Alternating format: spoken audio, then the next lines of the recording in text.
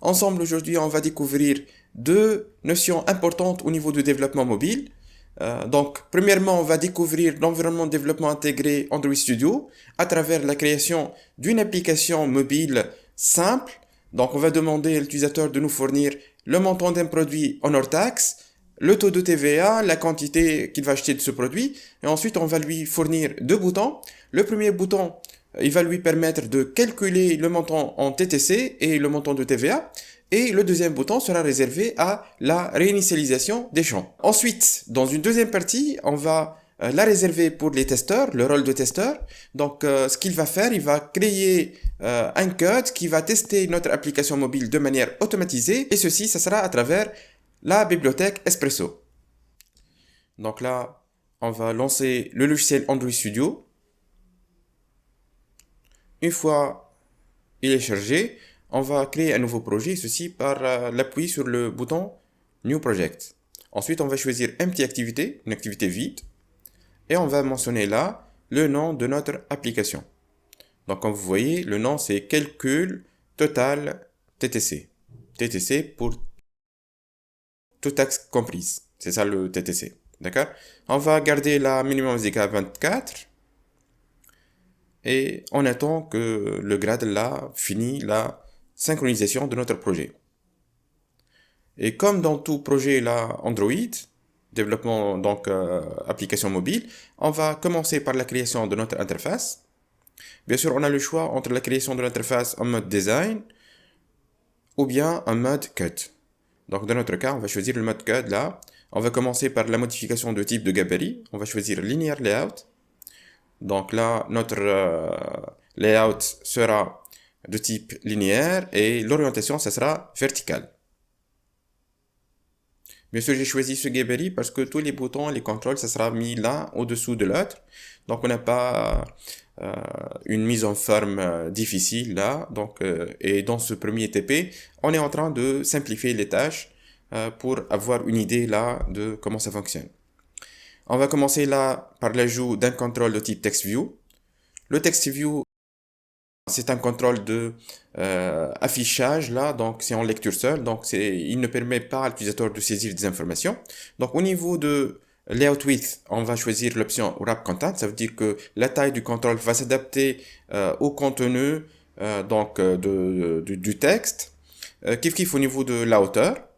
Là, au niveau de ID, ça c'est important parce qu'on va l'utiliser par la suite au niveau de notre code Java. Donc, il faut savoir c'est quoi le ID du contrôle pour y accéder si on veut faire des modifications sur le contenu de ce contrôle ou bien on veut récupérer des données de ce contrôle. Au niveau de la propriété texte, donc là, dans notre cas, c'est le titre. Donc, calcul total TTC. Maintenant, au niveau de text size, on va préciser c'est quoi la taille de la police de ce text view. Donc on va choisir là le 38 SP.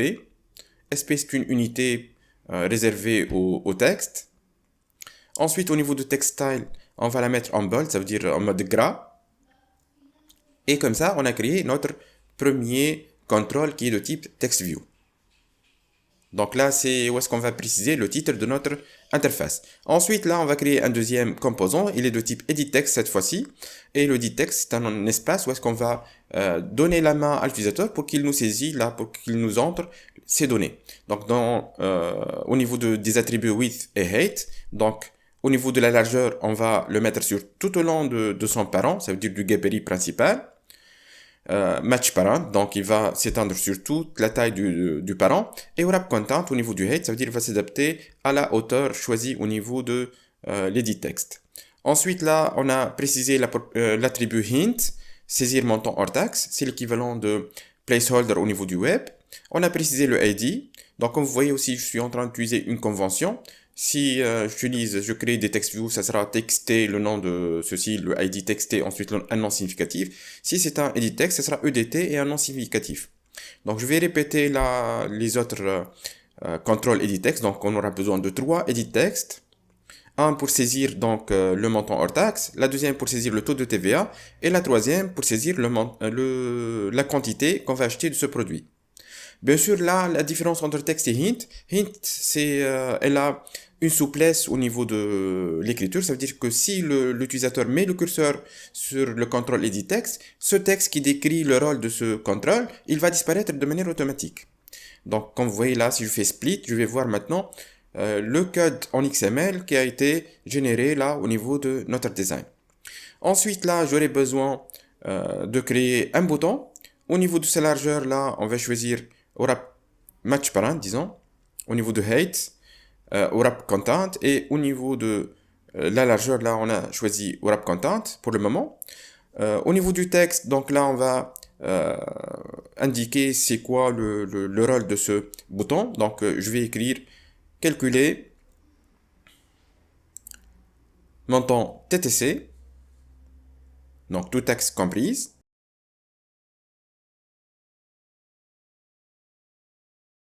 Au niveau de l'ID, ça sera arrobase plus ID slash BTN. Les boutons, ça commence toujours avec BTN. Ensuite, un nom significatif. BTN TTC. Voilà. Notre bouton est créé. Maintenant, ce qu'on va faire, on va créer un deuxième bouton. Donc, on va copier ce code rapidement. Et au niveau de ID, on va le changer. Ça sera vidé ou bien BTN vidé. Donc là, au niveau du texte, on va le modifier. On va écrire vider champ. Voilà.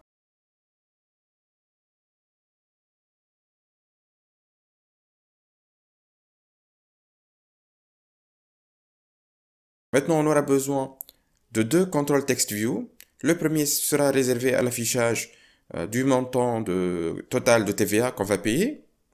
Et le deuxième sera réservé au montant en tout tax compris, total. Donc là, c'est le premier, là, au niveau de la largeur et hauteur, ça sera wrap content, ça veut dire qu'il va s'adapter à la taille du texte qu'on va écrire à l'intérieur de ce contrôle. Et au niveau de ID, là, on a précisé que c'est un TXT TVA, donc c'est un contrôle de type TextView. Et au niveau de text size, on va préciser là, c'est quoi la taille, donc on a choisi 24 SP. Donc l'unité SP, c'est réservé à la taille de la police. Et DP, c'est pour les autres contrôles là, si on veut indiquer une taille fixe d'un contrôle. Au niveau de text style, donc j'ai choisi que ça sera en gras, donc j'ai choisi la propriété bold.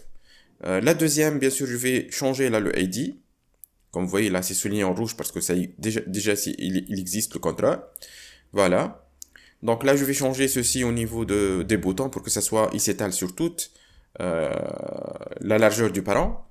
Voilà, match parent, kiff kiff. Donc j'ai fait la même opération avec le bouton vider champ.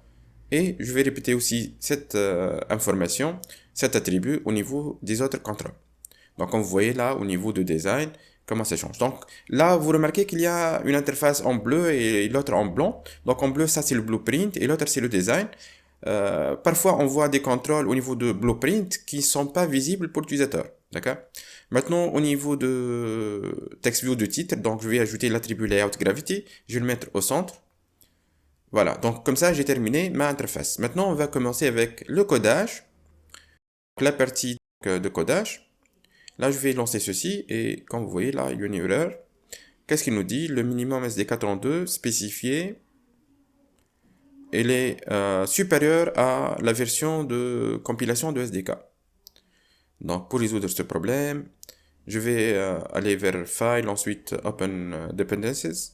Donc, ensuite, au niveau des dépendances, là, au niveau de App Compat, je vais revenir un peu là en arrière et je vais choisir par exemple 1.4.1 au niveau des... ou bien 1.4.2, voilà. Appliquer, ensuite OK. Très bien. Donc, le système va resynchroniser le projet et on va voir est-ce que ceci va résoudre le problème ou non. Donc, il va télécharger les fichiers nécessaires, les bibliothèques nécessaires et normalement, c'est bon. Je vais lancer ma application pour voir le rendu de notre interface et voilà, donc ça fonctionne. On a, comme vous voyez là, je peux saisir là 122 par exemple au niveau du montant hors taxe. Je vais mentionner 19%, là 19 au niveau de TVA et la quantité c'est 1. Si je fais calculer, bien sûr, le code n'est pas, les boutons ne sont pas fonctionnels parce que j'ai pas encore créer le code en Java équivalent. Pour faire le codage en Java, on va commencer premièrement par la création de variables Java qu'on va les lier au contrôle donc mentionné au niveau de XML. Là, au niveau de Settings, Général, Auto-Import, faites attention, il faut cocher cette option Add an ambiguous import on the fly. Ça veut dire automatiquement lorsque je vais mentionner une classe, il va l'importer, le système va l'importer et l'ajouter au niveau des imports de manière automatique. D'accord, donc je vais créer la button, donc deux boutons, btn ttc et btn vidé. Oui, je vais ajouter là le tiret bas avant les noms de mes variables pour les distinguer des noms que j'ai utilisés au niveau de XML. Mais bien sûr, je peux utiliser les mêmes noms, hein. Juste là pour que vous compreniez comment je suis en train de faire les liaisons entre les deux. Et comme vous voyez là, l'importation automatique de classe, bouton et maintenant de TextView. Donc je vais déclarer des variables que je vais les lier dans le futur là avec ceux qui se trouvent au niveau de fichier XML. J'aurai besoin de deux control TextView où est-ce que je vais mentionner la TVA, le total de TVA et est-ce que je vais mentionner le total en TTC. Au niveau de Edit Text, je vais créer trois champs, trois variables. La première variable c'est -EDT HT, donc pour le montant hors taxe, la deuxième pour le montant de TVA, le pourcentage de TVA, et troisièmement pour la quantité. Donc là, ce sont les variables Java, et comment les associer avec les contrôles en XML? Normalement, ça sera à travers la méthode findViewById. Donc, je vais mettre là -btnttc, donc ça c'est ma variable Java. Je vais utiliser un cast, donc entre parenthèses button, ça veut dire convertir le lien que je vais retourner par la fonction findViewById en bouton. Et je vais mentionner là R, c'est l'équivalent de ressources, .id, le nom de ma variable XML, que j'ai déjà indiqué au niveau de mon fichier XML. Ensuite, je vais répéter cette action pour les autres. Le deuxième bouton, -btn vidé. Donc là, comme vous voyez, là, j'ai pas trouvé le btn. Si je reviens là, je vais voir, voilà. C'est quoi le nom, le ID que j'ai donné? Ah, j'ai donné VID, donc je vais ajouter btn. Et c'est comme ça que vous voyez l'utilité d'utiliser des conventions. Ça veut dire que si je mets btn, je vais récupérer tous les noms de boutons et ce sera plus facile au niveau de codage. Ensuite, je vais faire la liaison entre les TextView avec ceux équivalents au niveau de XML à travers toujours la fonction findViewById, mais cette fois-ci, on va faire un cast en TextView. Voilà. Je vais répéter cette action pour les deux autres là, pour TXT et TTC aussi.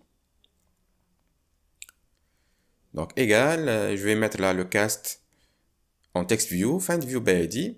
Et au niveau de findViewById, bien sûr, vous pouvez saisir uniquement F, ensuite V, ce qui est en majuscule, et le système, donc, il va vous terminer le reste de la fonction. Donc, c'est pas la peine d'écrire toute la méthode. Une fois on a terminé avec le TextView, on va refaire la même chose, mais cette fois-ci avec les edit text. Donc, on va faire un cast en edit text. J'appelle la fonction findViewById. Je lui donne un paramètre R, c'est pour ressources, .id.edtht pour le premier champ. Et je vais répéter la même action avec les autres contrôles de type edit text.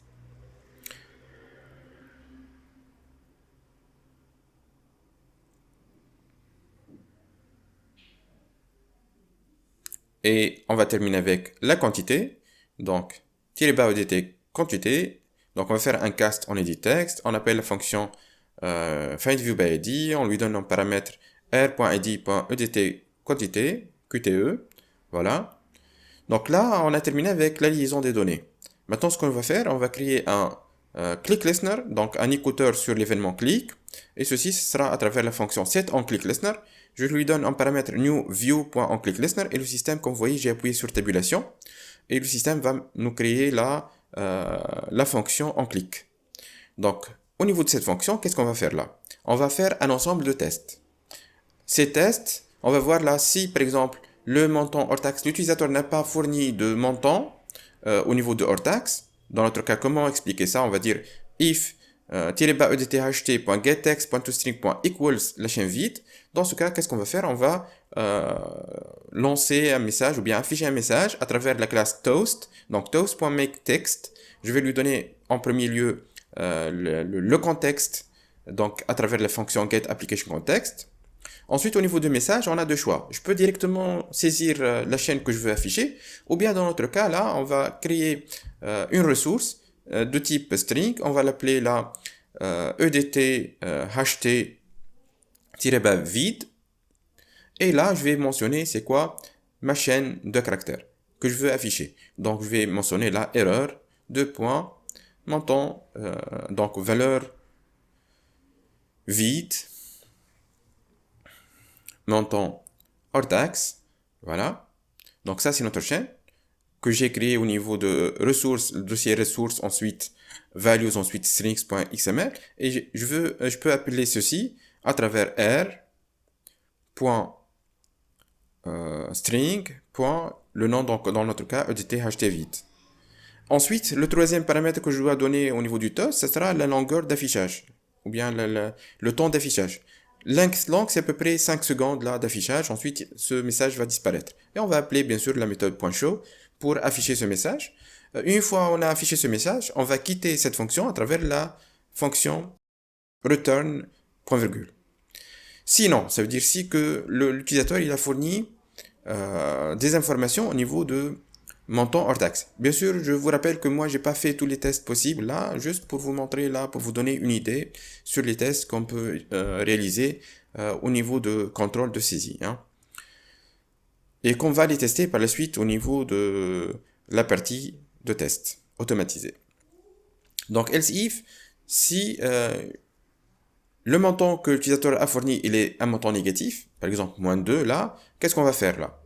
Donc, else if float.valueOf, le montant edt-ht.getText, donc la méthode getText pour récupérer les données qui se trouvent au niveau de editText, je vais le convertir .toString, ensuite, donc le convertir en float, je vais le vérifier avec la valeur 0.0, s'il est négatif, je vais mettre par défaut au niveau du montant hors taxe 0.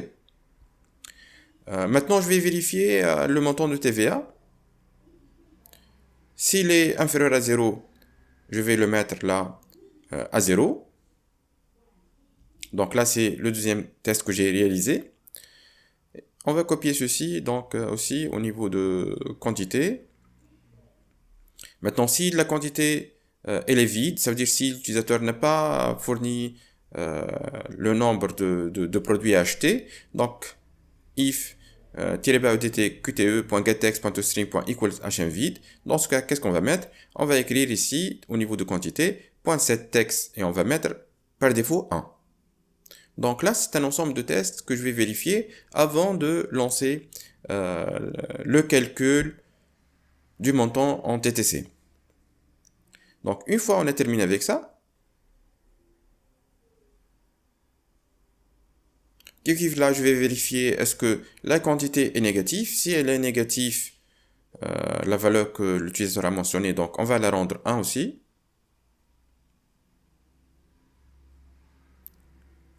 Et ensuite, on va passer là au calcul du montant TTC et du montant de TVA global. Pour ceci, je vais créer deux variables. La première, je vais l'appeler mTVA et la deuxième mTTC. Donc, j'aurai besoin de deux informations que je vais afficher par la suite au niveau du text view. La première, ça s'appelle mTVA. Donc, c'est le montant total de TVA que je vais payer. Et le deuxième, ce sera le montant TTC, ça veut dire toute taxe comprise. Donc, pour le montant TTC, ce que je vais faire, je vais utiliser float.parsefloat. Donc, je vais convertir la chaîne que je vais trouver au niveau de l'editText edt-ht. Donc, la méthode .getText pour récupérer l'information la saisie par l'utilisateur. Donc, je vais la convertir en chaîne de caractères. Ensuite, je vais la convertir en réel à travers la fonction float.parsefloat. Ensuite, je vais l'ajouter.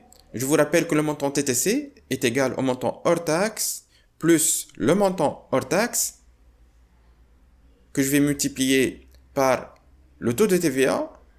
Dans notre cas, si je vais choisir 19, je vais la multiplier par 19. Ensuite, je vais diviser le tout par 100. D'accord? Et par la suite, on va le multiplier le total par la quantité. Donc, dans notre cas, comme vous voyez, plus float.parsefloat de edt.ht.getText.toString, je vais le multiplier par float.parsefloat de edt.tva, je vais le multiplier par 19 par exemple. Ensuite, je vais diviser par 100. D'accord? Donc, 19%. Une fois on a réalisé cette action, on va multiplier maintenant tout ça, on va le multiplier par la quantité.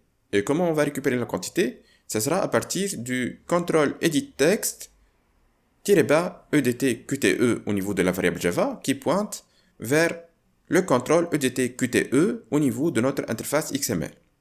Et là, je vais utiliser donc integer.parseInt au niveau de quantité. Donc, je suppose que les quantités sont des entiers. Donc, je vais lui donner un paramètre edt_qte.getText.toString, voilà. Et comme ça, on va, donc bien sûr, ça doit se terminer avec point virgule.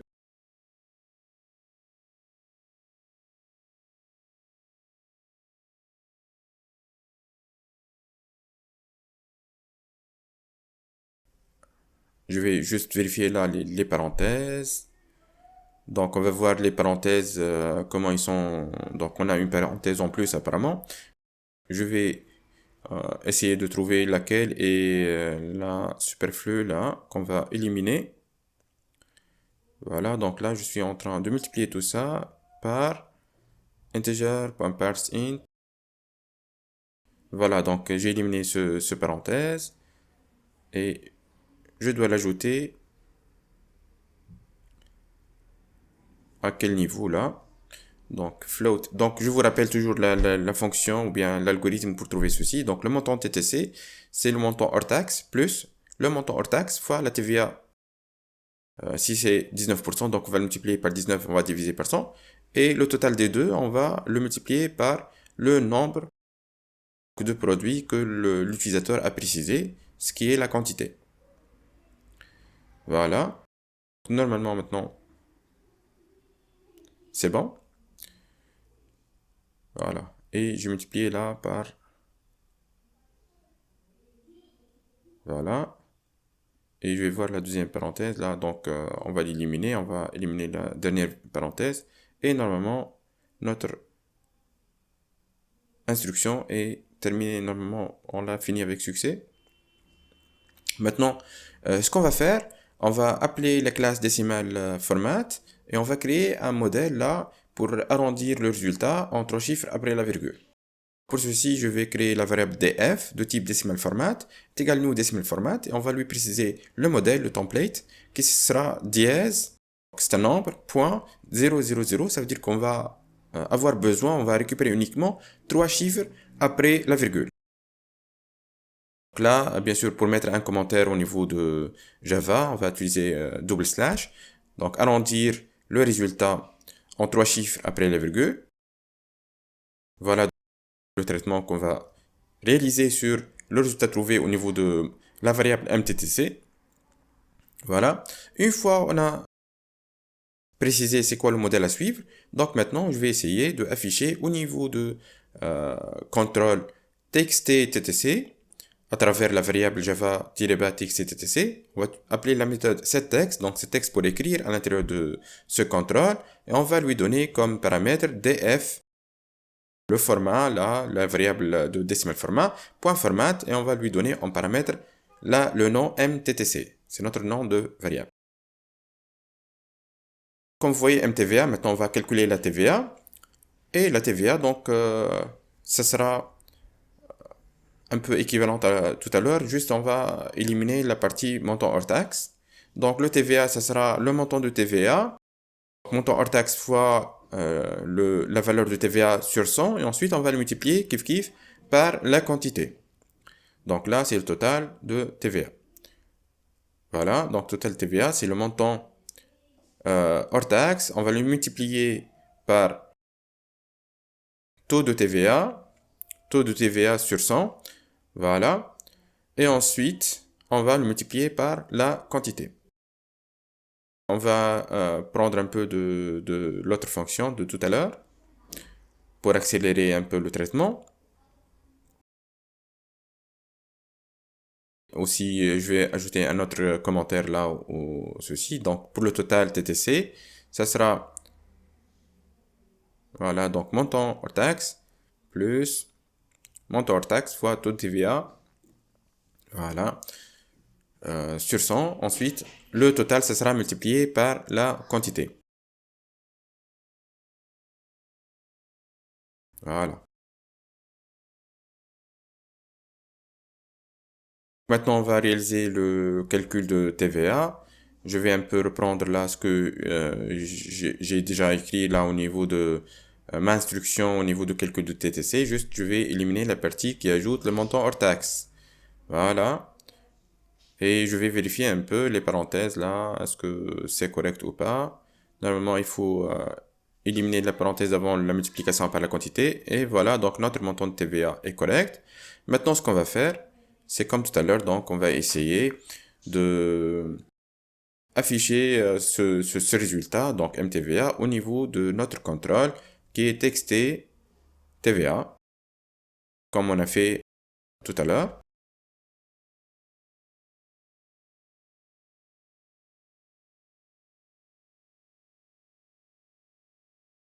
Tiré bas texté TVA, point .setText, point .setText, donc pour écrire des données au niveau de ce contrôle. Et ce qu'on va faire, donc, ce sera df comme d'habitude, point .format. On va appeler la fonction format et on va lui préciser là en paramètre mtva. Normalement, notre code est terminé. Donc, c'est un code simple. L'objectif, c'était de découvrir là les premiers pas de développement au niveau d'une application mobile avec le langage Java, avec le langage XML là pour les interfaces. Et le deuxième bouton, bien sûr, pour BTMVD, c'est un bouton simple là au niveau du codage. On va créer un click listener à travers la fonction set en click listener. On va lui donner un paramètre new view en click listener. Il va nous générer la méthode en click, la fonction en click là. Et ce qu'on va faire, tous les contrôles, on va réinitialiser et on va mettre une chaîne vide au niveau de ces contrôles. Donc là, à travers la fonction setText, on va lui donner en paramètre une chaîne vide. Donc juste ce qui me reste là, c'est de indiquer c'est quoi les contrôles que je vais réinitialiser. Et comme ça, normalement, j'ai terminé mon code simple là d'une application. Je vais lancer ma application et je vais ouvrir bien sûr mon émulateur. Voilà, donc ça s'affiche. Maintenant, je vais saisir un montant hors taxe.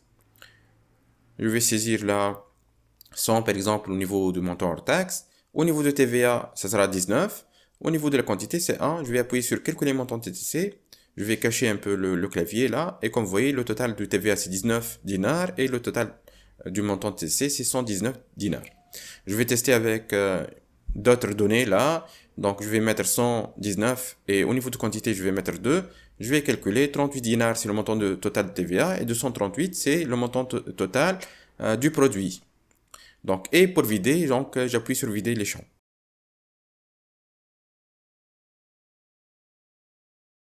Donc là, on va préparer la deuxième partie de notre TP. Cette partie, ça sera réservé aux testeurs. Et cette fois-ci, au niveau de la partie Android Test, on va créer une nouvelle classe. C'est cette classe qui va contenir l'ensemble des tests automatisés qu'on va réaliser ensemble. Donc là, on sélectionne le dossier New, ensuite Java Class. On va l'appeler là Main Activity Test. Voilà. Donc notre classe, elle va étendre la classe TestCase, donc extends TestCase.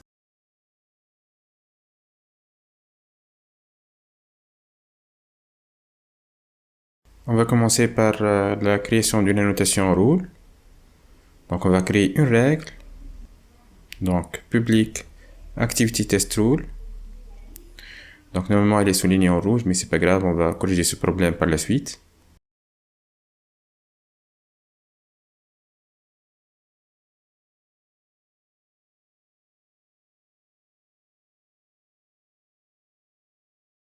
Donc comme paramètre on a main activity. On va ajouter quelques importations de classes.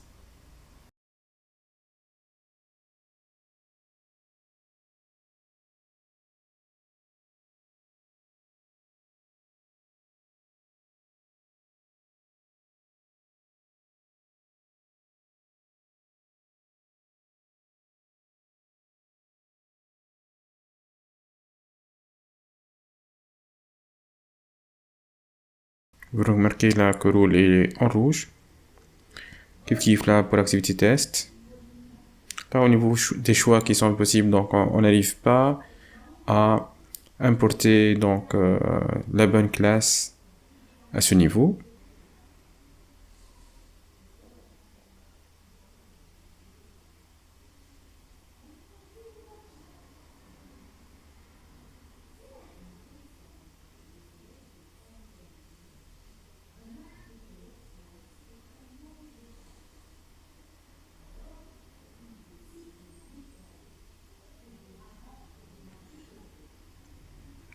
Donc là, j'ai ajouté les annotations spéciales à notre classe là de test de notre activité principale.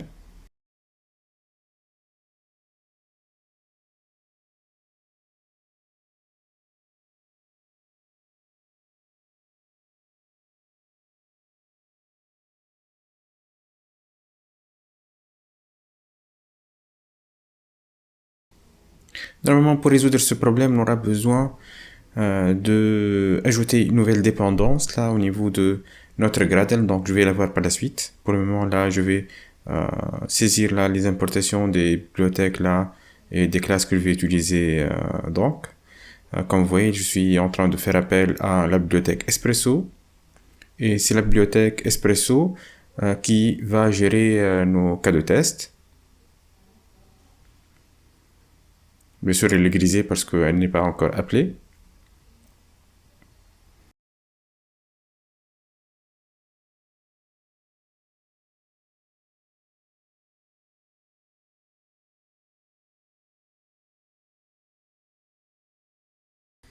Donc là, j'ai importé la classe en view.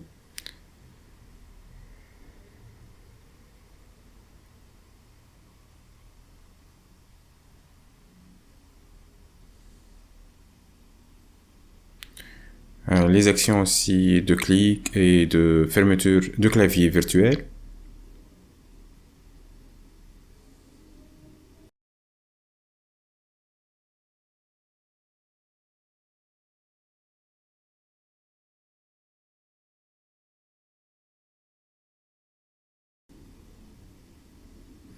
Là aussi, je vais importer la classe assertions, donc affirmation. Et surtout, on aura besoin de la classe matches. Donc, pour vérifier est-ce que le résultat retourné suite au lancement d'une action au niveau de l'interface, est-ce que c'est équivalent à ce qu'on s'attend de cette action. Donc, on vérifie ce qui a été exécuté par rapport à ce qui est attendu.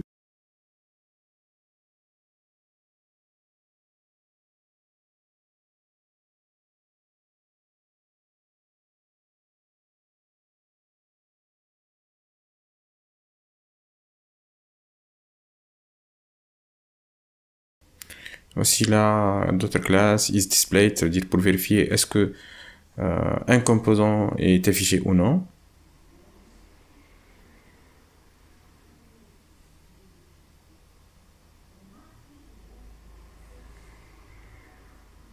Aussi là, withID, ça veut dire on a importé les classes qui nous permettent de pointer vers un contrôle au niveau de notre fichier XML en donnant donc un paramètre, en indiquant en paramètre son ID.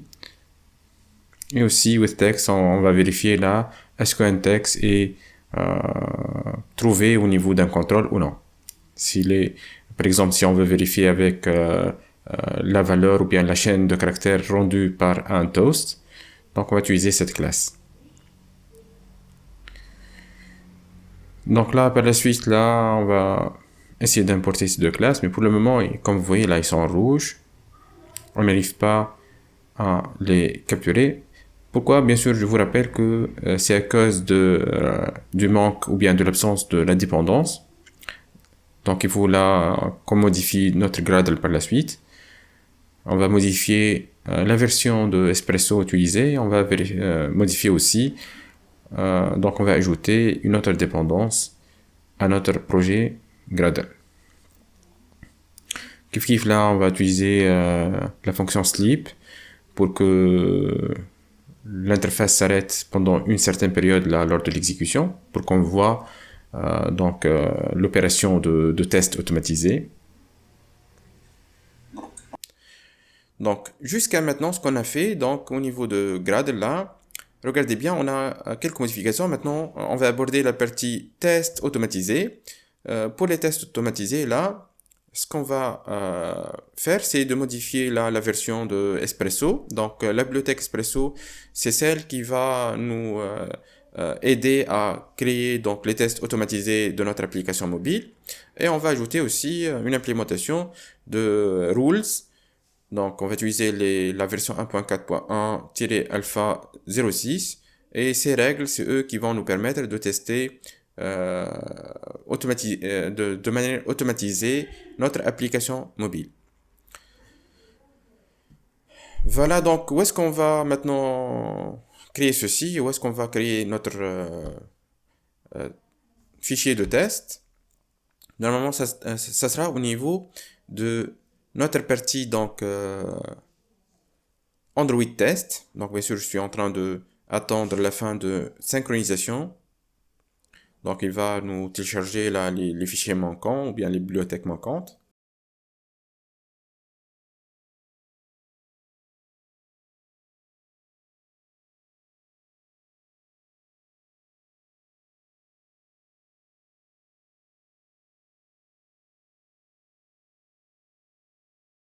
On va créer là ensemble un exemple 1. Durant cet exemple, ce qu'on va faire, c'est quoi?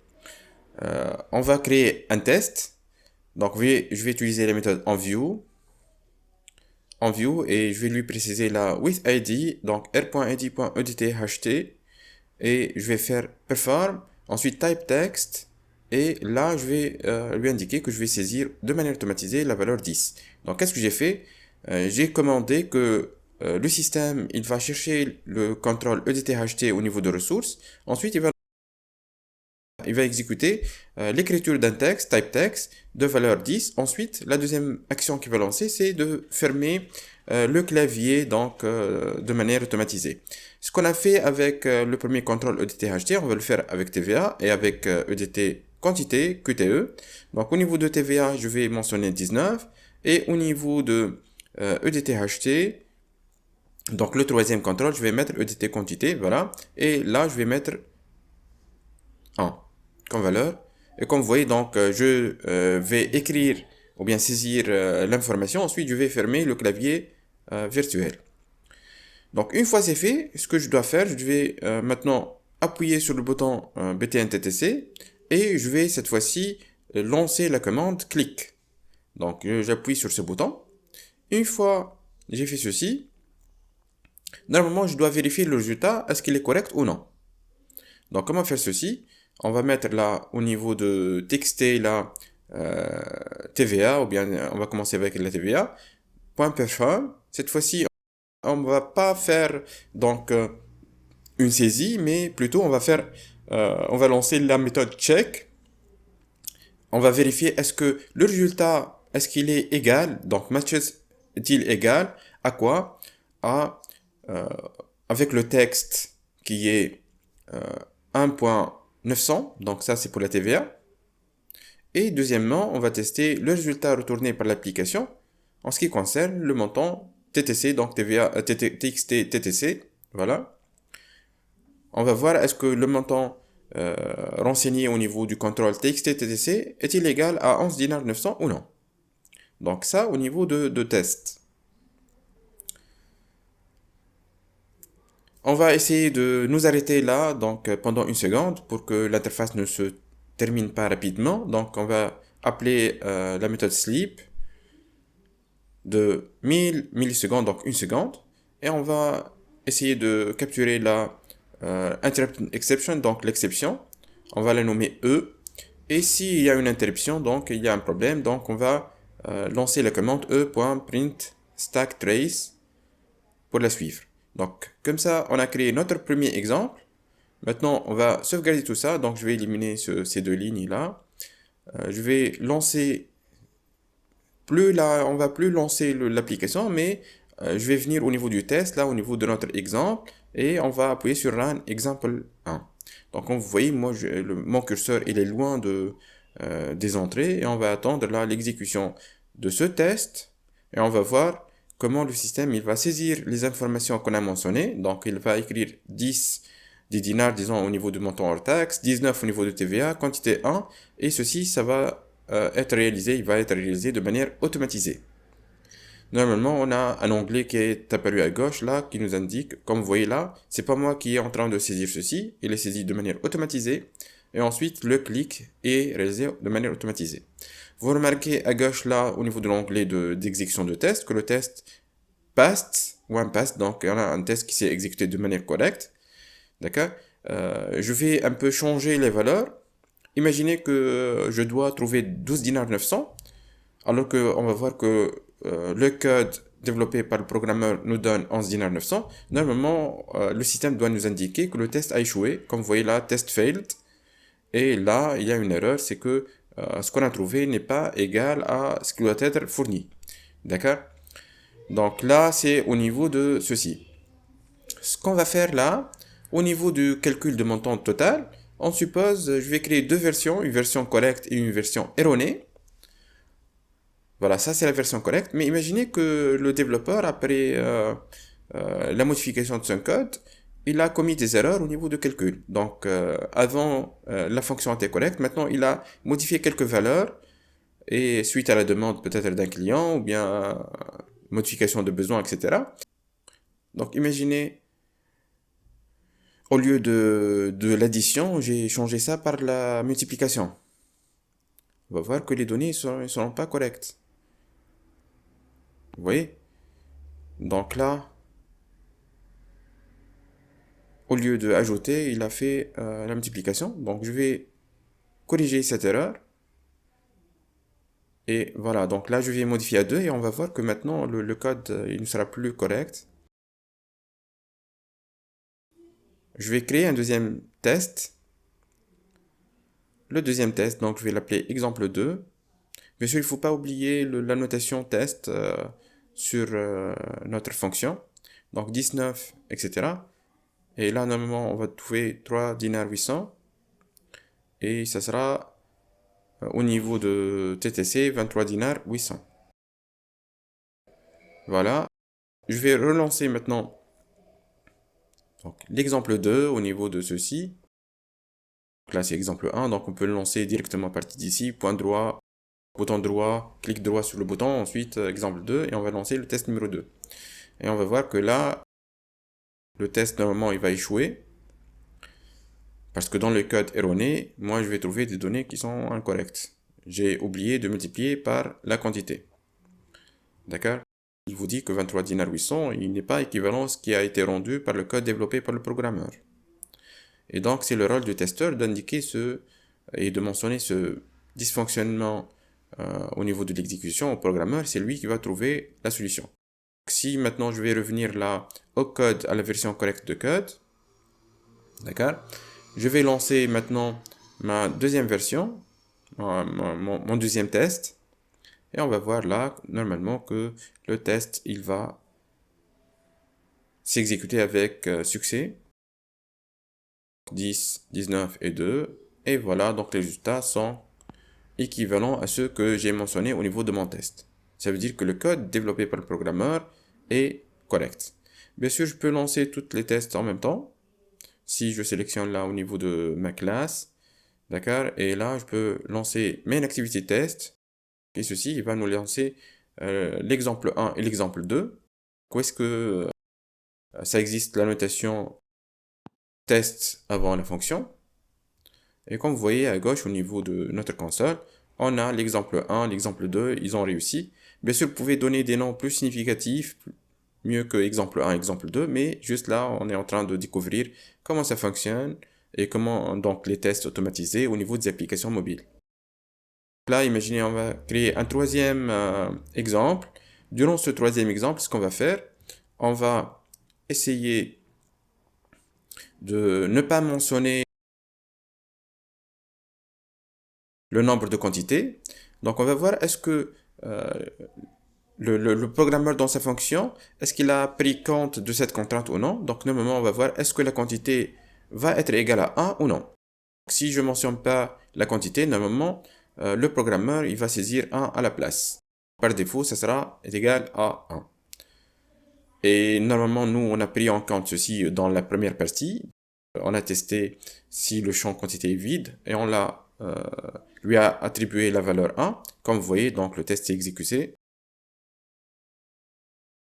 Qu'est-ce qu'il y a? Donc le test n'est pas en train de fonctionner. Pourquoi? J'ai mis public void exemple 3. Normalement, j'ai mentionné les valeurs. J'ai appuyé sur le bouton et je suis en train de tester avec la valeur retournée. Qu'est-ce qui ne fonctionne pas?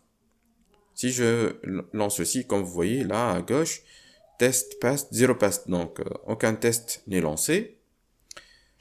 C'est quoi la raison de ceci? Est-ce que j'ai manqué quelque chose?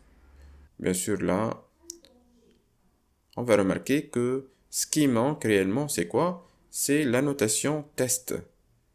Voilà, donc je vais prendre cette annotation et l'ajouter avant exemple 3. Et c'est uniquement maintenant donc que le système va découvrir que la méthode que j'ai créée, c'est un test. C'est pas une fonction appelée par une autre fonction. Donc là, très bien, donc c'est lancé maintenant avec succès. Donc ce qui nous manquait, c'était la notation @test. Maintenant, ce qu'on va faire, on va créer un quatrième exemple. Et cette fois-ci, cet exemple numéro 4, voilà. Donc je suis encore en train de tester ceci, l'exemple 3. Bien sûr, si je vais modifier, je vais pas mettre 1. Donc dans ce cas,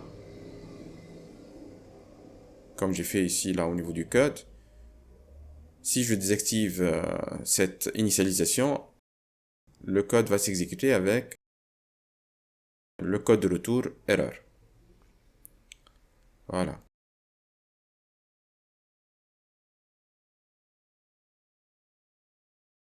Donc ça, c'est le premier test. Le deuxième test, c'est bon. Et le troisième test est correct. Donc comme vous voyez là, bien sûr, c'est pas moi qui est en train de saisir ces données. Ils sont réalisés de manière automatisée à travers le code que j'ai créé. Concernant le quatrième exemple, ce qu'on va faire maintenant, on va essayer de laisser le champ vide là au niveau de EDTHT et on va essayer de voir est-ce que l'utilisateur ou bien le programmeur a-t-il pris en compte ce cas et normalement ce qu'il doit faire c'est de nous retourner là un message à travers la classe toast. Donc on va tester la présence ou bien l'affichage d'un toast ou bien d'un alerte. C'est un message donc qui va s'afficher pendant une période bien déterminée. Donc on a choisi l'option toast.lengthLong, donc à peu près 5 secondes. Donc ce message va nous indiquer que le montant hors taxe est vide. On va voir là, est-ce que le programmeur a-t-il pris en compte cette contrainte ou non. Et comment on va faire ça? C'est un peu différent là des manières avec lesquelles on a abordé les autres tests. Dans notre cas, on va essayer de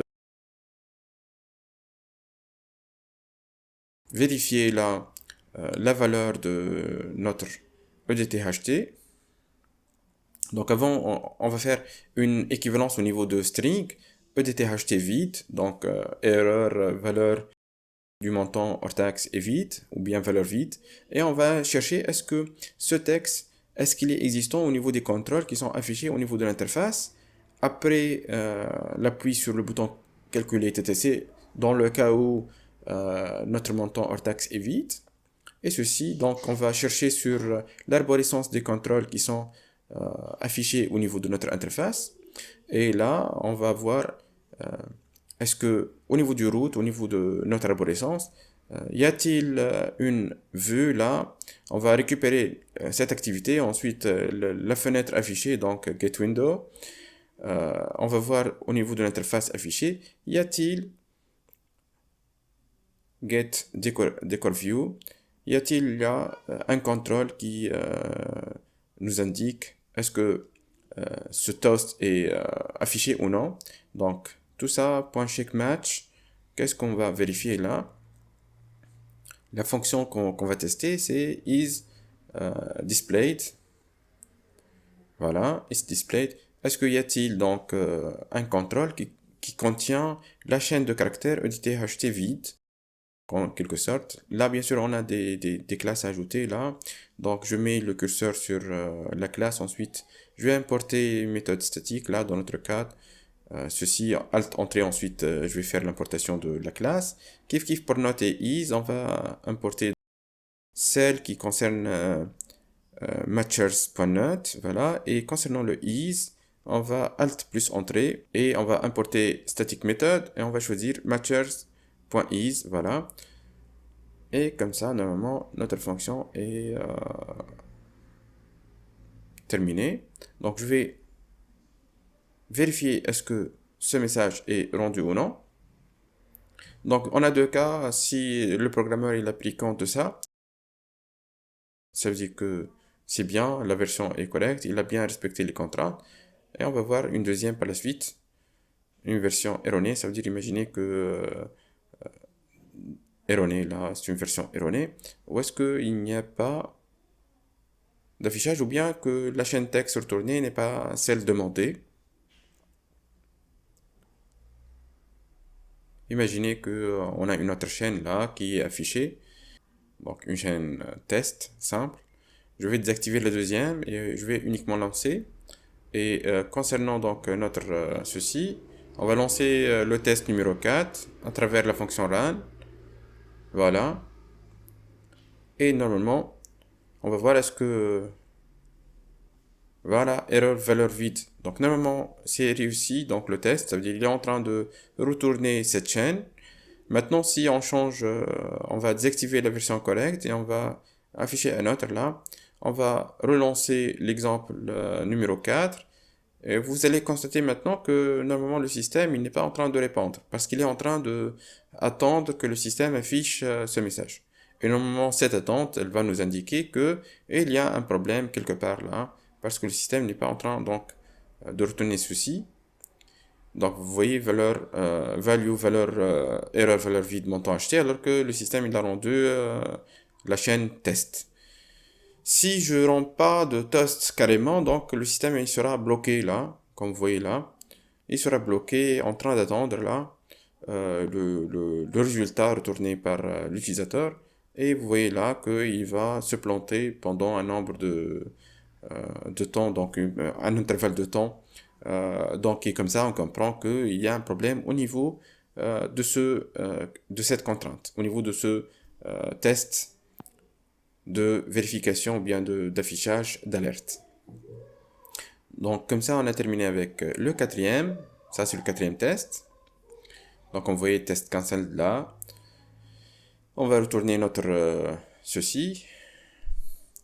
Maintenant le cinquième test qu'on va créer, ce qu'on va voir là. Vous voyez là j'ai retourné la version correcte et j'ai testé et le test est correct. Maintenant on va créer un cinquième test et on va voir dans ce cinquième test un peu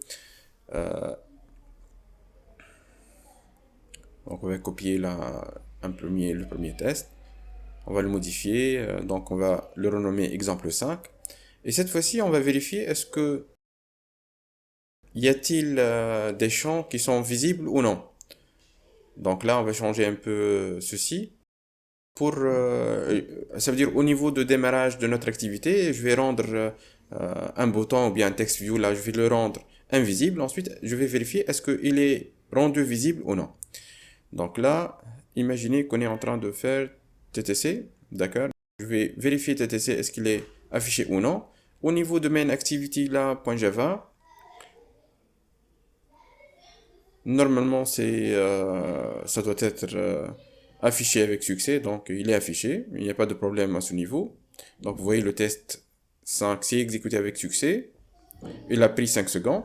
Maintenant je vais modifier le code Java au niveau du développeur. Imaginez que le développeur il a mis à travers une instruction l'instruction setVisibility et il a mis ce contrôle sous le format invisible.